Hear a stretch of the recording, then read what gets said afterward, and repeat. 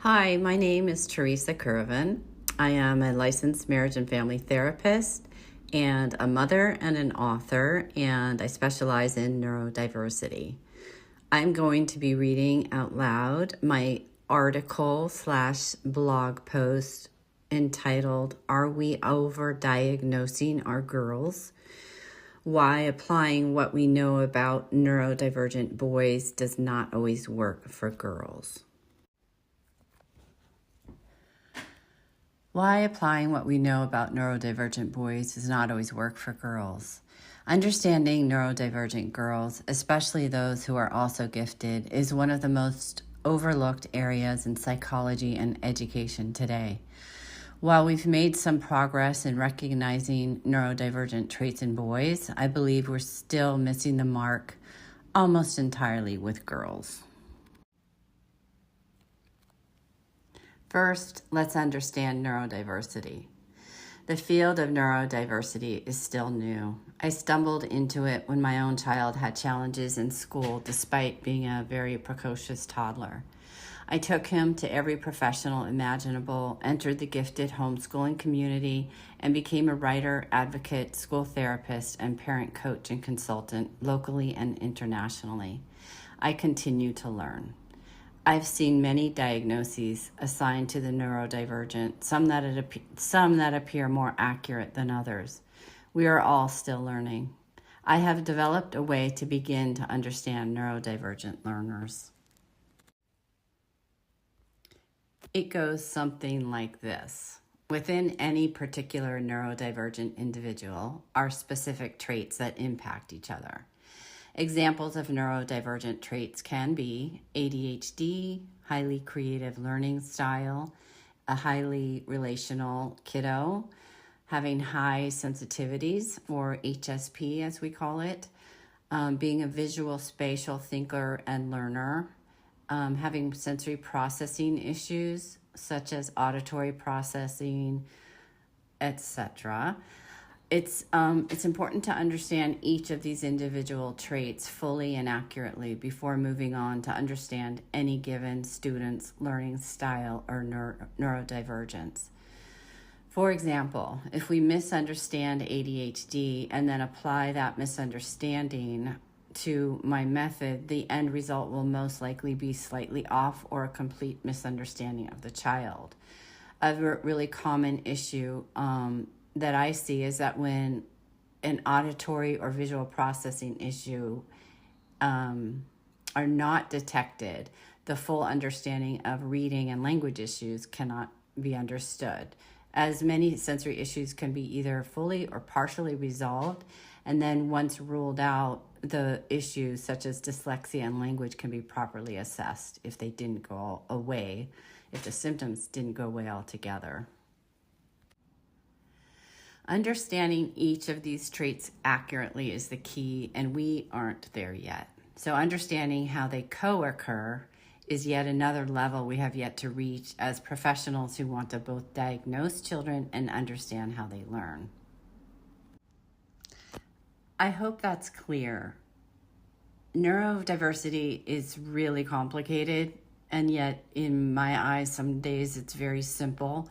But when I break it down, it can be kind of complicated to explain. So needless to say, while we are still figuring out neurodivergent boys and all getting on the same page about that, what about the girls? How neurotypical girls are wired differently, what we know and don't know so far. I found this wonderful quote by Meryl Streep, the actress. It goes like this: women have learned the language of men, have lived in the house of men. You know, when you learn a language, you learn French, you learn Spanish, it isn't your language until you dream in it. And the only way to dream in it is to speak it. And women speak men, but men don't speak women. They don't dream in it. That's a quote from an interview by the Washington Post film critic Anne Hornaday from December 14th, 2017, and it's posted on YouTube. If you want to skip ahead to her quote, it's at 11 minutes and 15 seconds. 3 studies.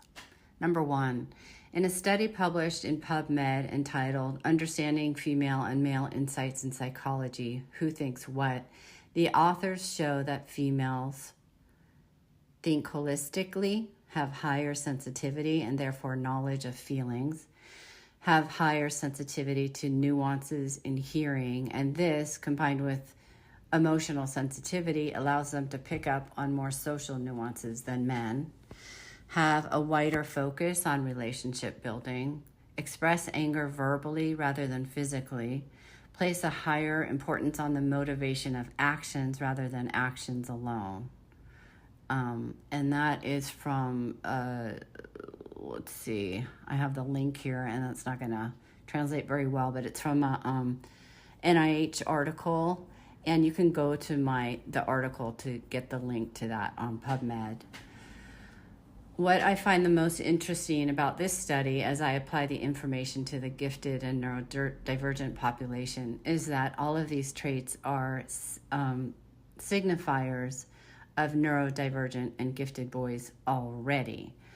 I think there is a lot to discuss there, but since we are on the topic of girls, I would like to propose that gifted and neurodivergent girls are more likely to be even more extreme in these areas, but at the same time, by high school can become very adept at hiding their learning traits, perhaps more so than boys. For example, the communication style of the student I present below in my case study is sometimes welcome in the one-on-one therapy setting where I meet with students while presenting a challenge in the classroom setting.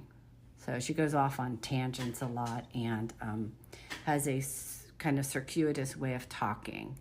Even with the most patient of teachers, most girls will have learned to look like everything is fine. They internalize their struggles, while the boys generally have outward behaviors pointing to their struggles.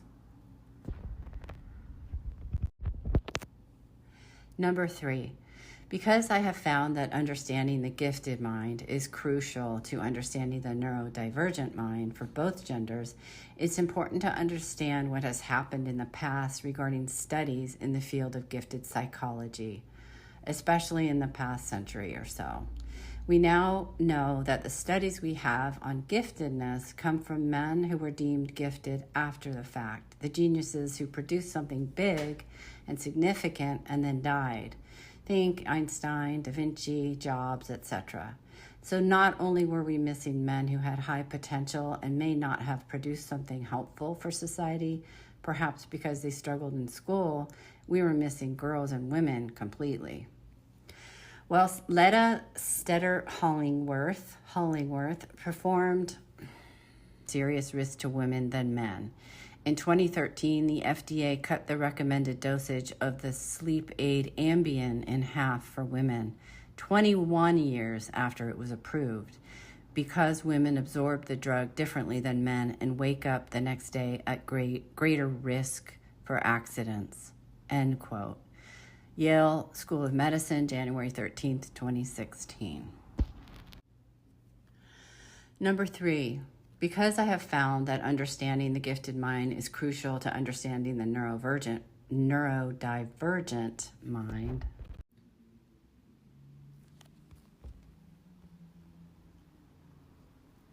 Number 3, I have found that understanding the gifted mind is crucial to understanding the neurodivergent mind for both genders.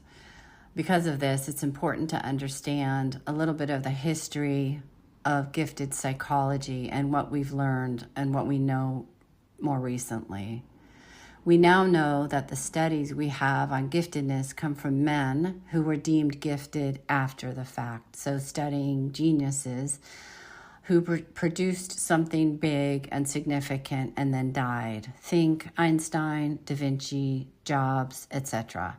So not only were we missing men who had high potential and may not have produced something helpful for society, perhaps because they struggled in school, we were missing girls and women completely in these studies.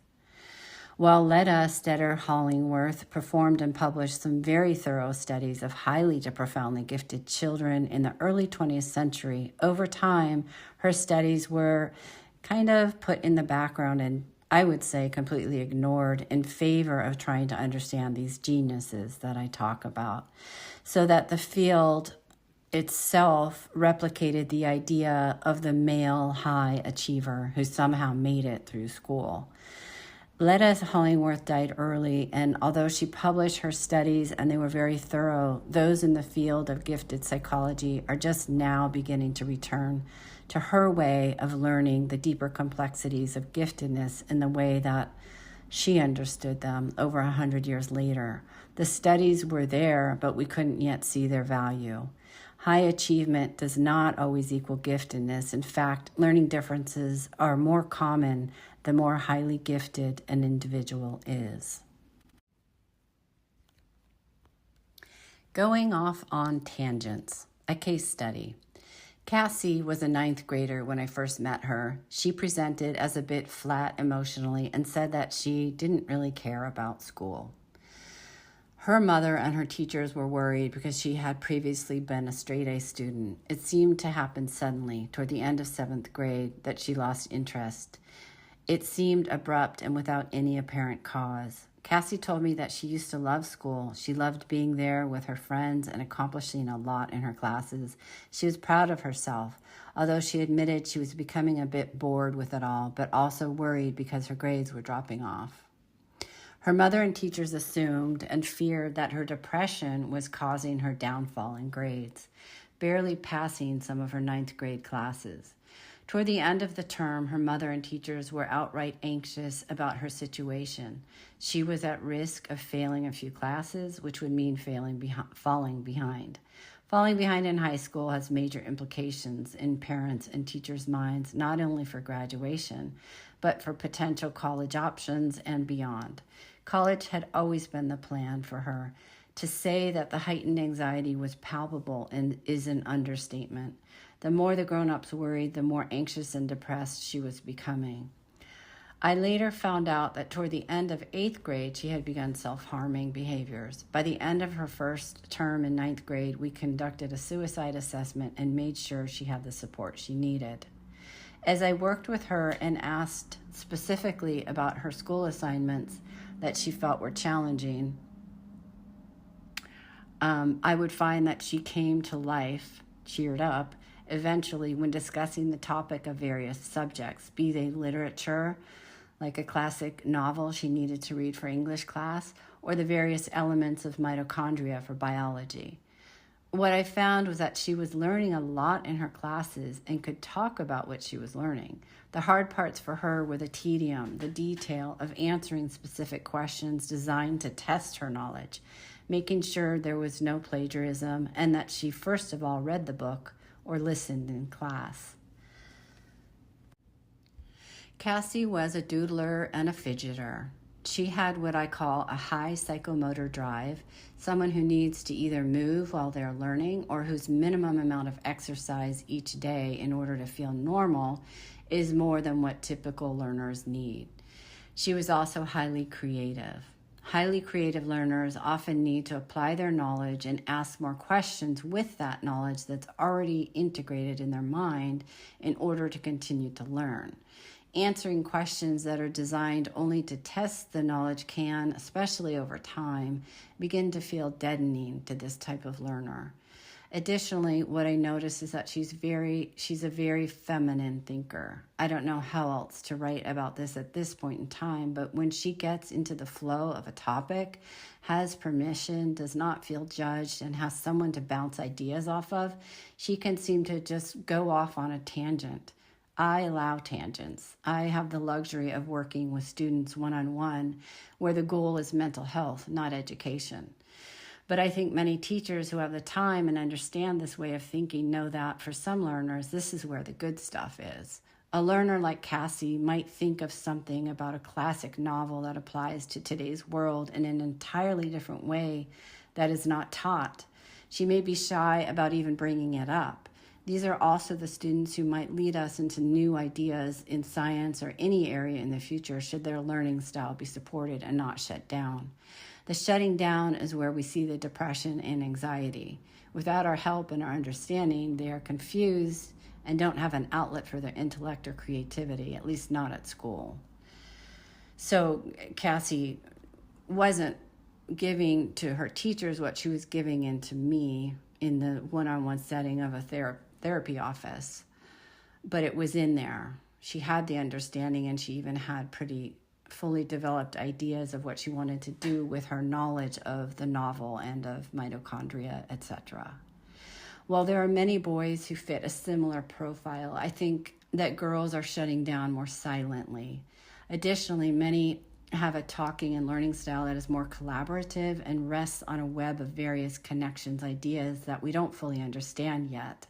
As Meryl Streep said, men don't understand the language of women, but the task of women is to figure out how to fit our thinking style to the language style of the world. That's a fair assignment, but let's at least name this and understand it when diagnosing and helping neurodivergent and gifted girls. They have to take what's in their mind and what's natural to their communication style and fit it into a more masculine style, if we want to name it that. So that's the end of my case study. Cassie's name and some of the facts of this study have been changed to protect the student, and also she is a combination of a few different students who I know. ADHD is another very common misdiagnosis for girls. I'm taking us into the weeds a bit here. I always have my own tangents to go off on in my articles and my blog posts, and so I'm making this topic a different but very related blog post. So you can go to this article on my website, or it's possible if I record the audio for this ADHD is another common misdiagnosis for girls blog post, I'll link it on this YouTube down below. So in conclusion, most importantly, let's remember that girls are complex. They are wired to fit in, and many who are neurodivergent or gifted often become gifted at fitting in. This is not always a bad thing, but because they often defy definition, let's not find a diagnosis and make it fit. Let's get comfortable with not knowing as we stay open to beginning to understand our neurodivergent girls, and also be comfortable with not even giving them a label at all. Just allow them to be women in all the many various differences that girls and women have. Let's embrace their complex learning styles and the individuals that they are, and be open to the more various ways of being in the world. The world needs all of our neurodivergent girls and boys at this time. Thank you.